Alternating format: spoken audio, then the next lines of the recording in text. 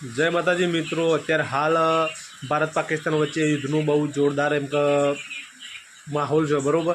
અને આજ રાત્રે 1:44 ભારત હવાઈ દરે પાકિસ્તાનની અંદર 100 કિલોમીટર અંદર ઘૂસીને અને આતંકવાદીઓને 50 આતંકવાદીઓને ઠાર માર્યા છે બરાબર। તો યુદ્ધ જો કે એક તરફા શરૂ જો કે થઈ જ ગયું છે એમ કહીએ તો બરાબર।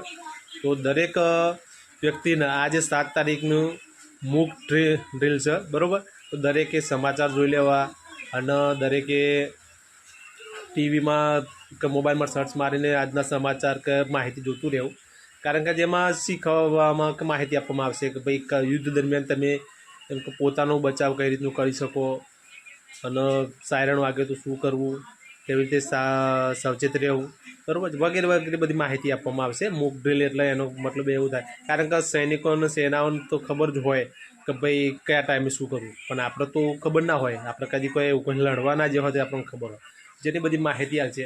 એટલે સમાચાર દરેકને જોવા બરાબર, ગભરાવાની કે એવી કોઈ જરૂર નહીં, ખાલી આ તો મૂક ડ્રીલ છે, એ માહિતી ચાલશે કે યુદ્ધ થાય તો શું કરવું એમ બરાબર।